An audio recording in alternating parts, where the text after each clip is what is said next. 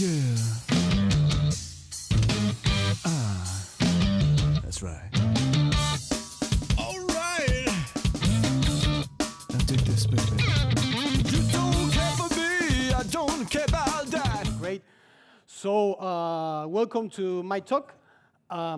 First of all, I wanted to ask you, probably you experimented this, but has it happened to you that sometime you were testing a tool or were trying a library, an SDK, an API, or something like that, and you thought that it was the best that you tried? Different projects, personal projects, you started to see if you were able to implement that same tool in other projects, probably in job, in the work. I mean, you were grabbing the different systems that, or the projects that you were working on, and you implemented this tool, this SDK. But when you grab this gigantic corporative application and you try to implement the tool on that application and you move it to the production environment, the tool didn't work as you were expecting it to work. If that happened to you, welcome to the talk. We are going today to talk about developer experience. So welcome. First of all, I wanted to introduce myself. My name is Facundo Giuliani. Well, I'm from Buenos Aires, Argentina, of course. Anyone from Argentina? Anyone else? Argentina. Eso. Latin America? Someone? No? Aha, now I see. Cool. So I'm a developer relations engineer at STORYBLOK. We will talk about STORYBLOK later today. I'm also a Prism ambassador, Auth0 ambassador, Cloudinary media developer expert. All these programs and the developer relations position helping me to see that besides coding, I also like to speak to other people and to engage with other people. So it was a good discovery these last years. Besides that, I like to talk about music. I like to talk about, well, soccer, of course. I like to talk about traveling, and I like to talk about talking. So if you want to share some words, you are all invited to look for me later. Cool. So as I said, today we are going to talk about developer experience. So what is developer experience? Someone from the audience knows the answer of this question. What is developer experience? No?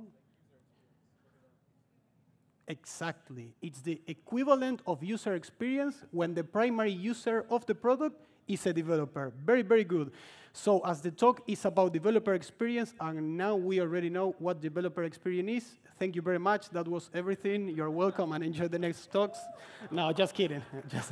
I mean, to break the ice, it was like a joke I was trying to do. It's my first in-person presentation, so I'm trying to use this kind of resources. Let's go back to the presentation. So it's equivalent of user experience when the primary user of the product is a developer. So the question now is, what is user experience? So it's the overall experience of a person using a product, especially in terms of how easy or pleasing it is to use. So if we move this, I mean, this is the official definition for user experience. If you go to the Oxford English Dictionary, you will see that it appears there. So as we are talking about developers, it will be the overall experience of a developer using a product like a SDK, API, library, open source project, etc. And again, how easy it is to use it, how pleasant it is to use it. So to do a comparison, I don't know if you know this website, you can visit it.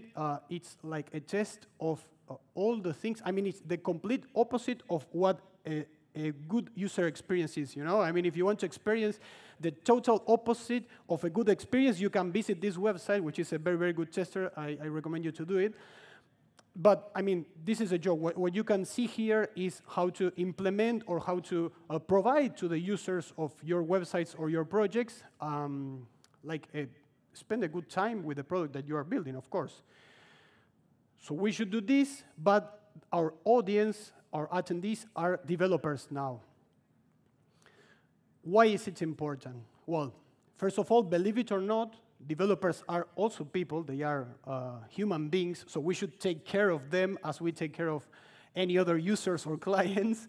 But besides that, why is important to take care about the developer experience? Because it will offer more motivation to our developers. I mean, if our developers are happy using the tools, using the SDKs that we are creating, they will be more motivated. They will use the tools for a longer period of time. They will probably recommend the tools to other colleagues, so other people will start using the tools that we are creating if they are motivated. Besides that, the idea of improving the developer experience when we are working in our tools and our projects is that we make the things easier for the developers. I mean, the developers are the audience, so we try to make the work, the work easy when they are using the tools that we provide. And if something is easy to use and it provides me the tools to do the thing in a better way, in a faster way, that will bring us more productivity to the developers and to the team. And if we are talking about productivity and easy to use and faster times, we also have to consider that we will have a faster time to market. So if we spend less time working on the projects because the tools that we are using are good and are offering us processes to make it faster, that will make it faster also to release other products where we are working on. Let me show you a quick example of how to consider the developer experience or how to evaluate the tools that the developers are using. I imagine that if you are in React Miami, you are familiar with npm. npm has a command that is installed. If you want to install a package or a dependency in your solution, you have to run npm install. I don't know if you know it. I discovered it like not so much ago, but if you have a typo in npm install and you type like install or how you want to pronounce it, it works. I mean, it understands that you wanted to install the packages, and it will install them as if you type the correct command. Considering this, you have also another option, which is even better, or to avoid this kind of confusions, which is npm I, and that's all. It will install all the packages, and you don't have the typo problem. And, well, of course, it's faster, and you avoid these mistakes. Let me show you another example, very similar, but when you are checking out a branch using Git, you can also have a typo or something like that. But Git, in this case, they offer you like a suggestion based on what you typed. I mean, in this case, the console will say, like, did you try to say checkout? Or because that's the command that we are inferring that you tried to apply. But besides that, you can apply a global configuration in Git, which is autocorrect. So after doing this, if you have a typo when checking out the branch, it will automatically detect which is the most similar command that Git offers with the characters that you typed, and after the amount of seconds that you are configuring for that setting, it will automatically run the most similar command that Git offers. So as I read the other day, a comment in a GitHub issue, the smarter the software, the less I work. I don't know the guy. If you are here, please raise your hand, but it was a very, very accurate sentence. So let's talk about web development. We can see that the tools that we use to create web projects have changed during the years. Several years ago, we had jQuery, which at that moment, it helped us to do things that we weren't able to do before, like manipulate the DOM of a website, use Ajax to execute asynchronous content or to show content without having to reload the complete page. We were able to create interactive websites, something that, again, we were able to do probably with JavaScript, with plain JavaScript, but it was a very hard job to do. So jQuery came to offer us better solutions or easier solutions to solve these scenarios. Well, Jimi Hendrix said that nothing lasts forever, and well, I mean, people evolve, people change, and we still use people still use jQuery in different products, and it's there everywhere. If you visit any website, you will see jQuery being used. But some new tools started to appear with different approach, or that they were offering other possibilities for the projects that we were creating. Some examples are Angular, React, or Vue, for instance, that allowed us to create shared views, components that we can reuse in different pages, in different parts of our application. They offered us an easy way to bind the data coming from different data sources, like databases, APIs, and etc. And it also helped us to make it easy when we are trying to route the users to the different pages that are in our website. After these frameworks appear, more frameworks appear offering other possibilities like Gatsby, Next, or Next, where they try to avoid the developer to configure a lot of things when starting to create a new project.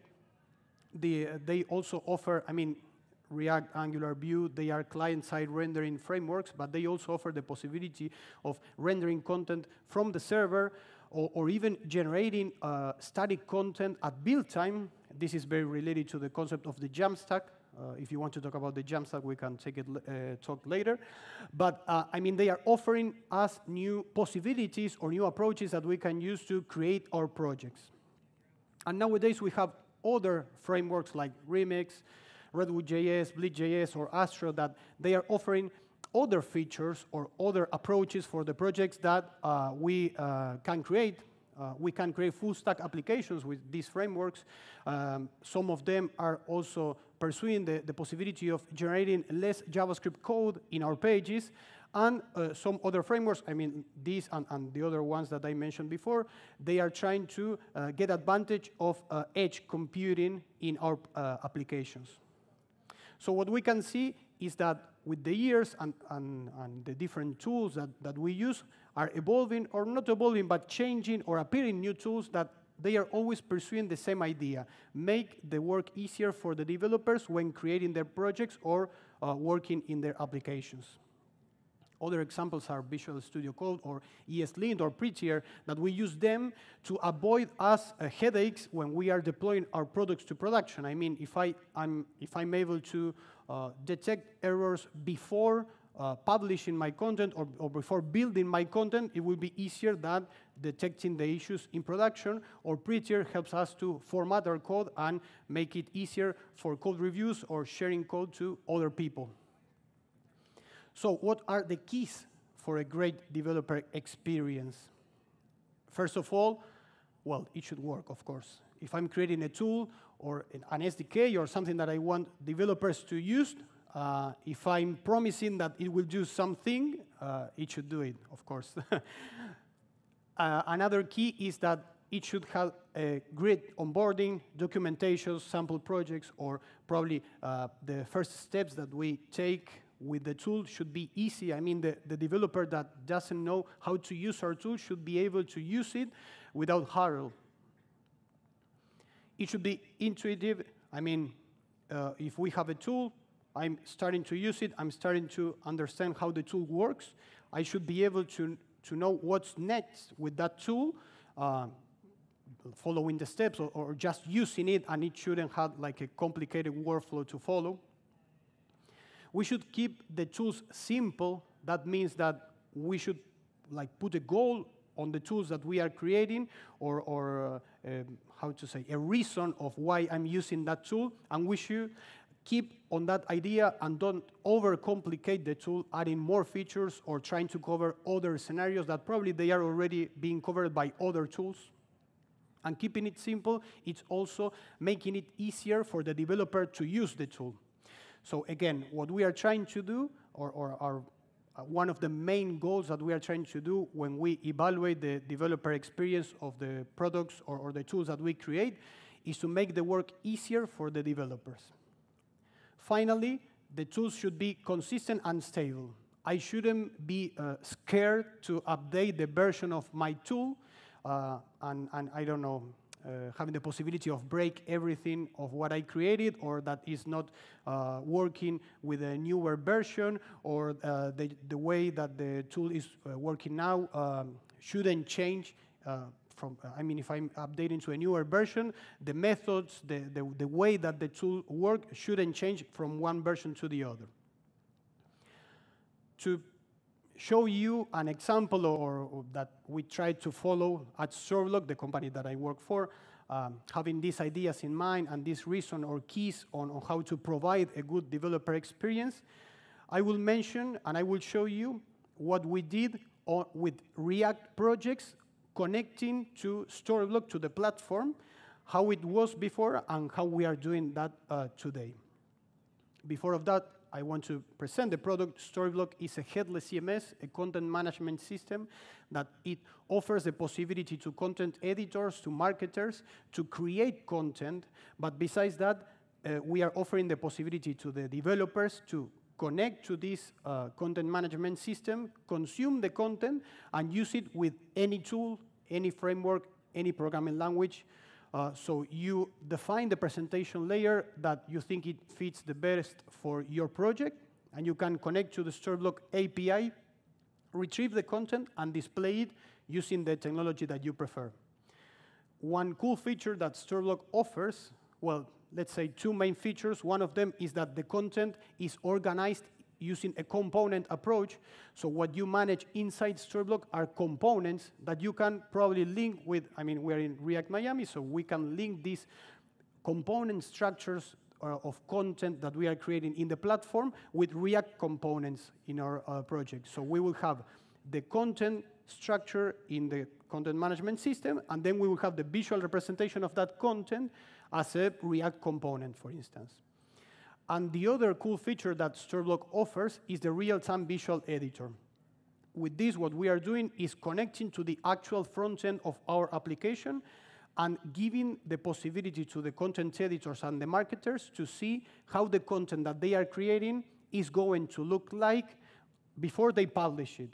I mean, while they are changing the different properties of these components or blocks, they can see how the page that they are editing or the content that they are creating is going to look like. So we can identify elements like the API that we connect to retrieve the content. We can see the components in Storyblock that we manage for the content. And we also have this visual editor that connects to the front end of our application using a JavaScript snippet that is called Storyblock Bridge.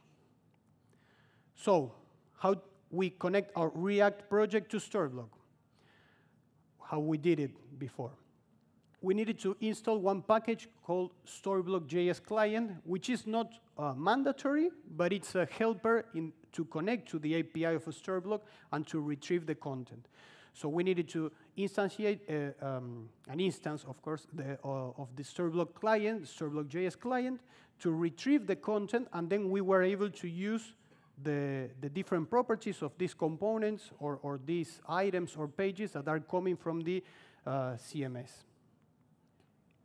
After that, as we mentioned before, we have components or blocks in Storyblock that connect to the visual representation of them, which in this case, of a React application or Next.js application, Gatsby, or any other React framework, Remix, for instance, too. You link these definitions of the components inside Storyblock with the visual representation of them, and we installed this package called Storyblock Editable to be able to click on the components inside the Storyblock visual editor and be able to insert the changes and see in real time how the changes that we are introducing are going to look like. So we are changing the state of these components, and we are able to see that in the visual editor. Besides that, if you were able to see in the small video that I showed, the idea is that give the possibility to the content editors to add components dynamically to the body of the pages. So in that case, we need some way of linking the component in Storyblock with the React component and allow the user to add any component, and we should be able to identify which type of component is the user selecting in the visual editor and which React component we should be rendering based on that. And finally, as I mentioned before, we have this visual editor that to connect to it, we have to inject a JavaScript snippet called Storyblock Bridge, which is the first block. And then we instantiate the Storyblock Bridge, and we have to add event handlers. So whenever a user is clicking or changing the value of a property in the visual editor, we should do one event or the other, or we should execute any function. In the case of React, we should be working with React hooks to change the state of the page. So what we are displaying to the users in the visual editor is like the new state of the complete page that is coming from the STORYBLOK visual editor. So we started to think about this procedure that the developers should follow to connect a React project with STORYBLOK, and we're trying to improve it to make it easier, to have less steps, to don't overcomplicate, to don't have code that we have to repeat in all the projects, the boilerplate that we have to repeat and repeat. And we came up with this new React SDK that we created with the STORYBLOK team, the STORYBLOK developer relations team. So now the idea is that to connect STORYBLOK with a React application, you only need to install one package, which is called @STORYBLOK/React. In that package, you have all the functions that you are going to need to connect to STORYBLOK. In the case that you want to instantiate this STORYBLOK bridge and you want to create an instance of the STORYBLOK API client, you do it with the function called STORYBLOK init. We add an API plugin because we said that we need the API client to use it in our project. In the case that we don't need it because we want to fetch the content in any other way, we can avoid that, and we will generate less JavaScript code. And then we have a get STORYBLOK API, which will get us an instance of the STORYBLOK API client to call the API and bring the content. Related to the dynamic components that we mentioned before and that we needed to create, we have a STORYBLOK component element that is coming from the same package that we can use to dynamically identify that we can include any component in the body of our pages. I don't know if you saw before, but we have the list of components there where we are linking the React components with the STORYBLOK components. And then we have a React hook called use STORYBLOK. So in the case that we don't want to use the STORYBLOK API client, we can directly send the slug or the URL that the page that we want to load to this this React hook, and we bring all the information related to it. We render the components, and then we have the STORYBLOK editable function coming from the same package that you can use to mark the different React components as editable. I mean, they will be able to be edited inside the STORYBLOK visual editor. Let me show you a quick demo of this so you can see how it works. This is, I mean, the same real-time visual editor that we saw before. Here I have a multi-language website. It's a blog. And what you can see is that I have different components. I can see on the right-hand side that I have a teaser component, a grid component, feature posts. And if I click on these different elements, I'm able to edit the value of these components. And I can change the title of my website and see in real time how the content that we are creating is going to look like without affecting the production environment. I can also add a new block here. I can add, for instance, a text block. And I can go to the bottom and add this is the new text or something. Oh, sorry, the new text. Well, you got the idea. To do this, I mean to instantiate this experience for the users, I have this React project where I'm importing all the components, all the React components that I will link to the STORYBLOK components, right? I mean, you can see here that I'm linking to the different components that I used. I executed this STORYBLOK init function that I mentioned before, connecting to my STORYBLOK space. Then in the app file, what I'm doing is using the use STORYBLOK hook that I mentioned before. We are grabbing the URL of the page that we are visiting and using that slug to get the story or the page. And using that page, we will render all the components that are inside that page with this STORYBLOK component, dynamic component. And finally, well, we have to create the different components that we are going to manage in our solution and add this STORYBLOK editable function to be able to click on them and edit them in the STORYBLOK visual editor.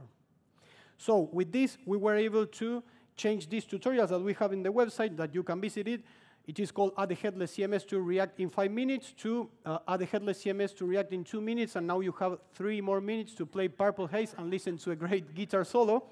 So that's what we are trying to do when we try to improve the developer experience, right? I mean, give them more free time or take less time to do the same task that they have to do every day.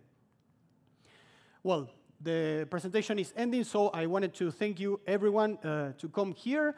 I want to share some links. If you want to add STORYBLOK to a React project, you can go to that first link. If you want to see the new STORYBLOK React SDK, you can go to the second link. And if you want to test other technologies and connect projects done with other technologies to STORYBLOK, you can visit the last link. So again, thank you very much. Gracias.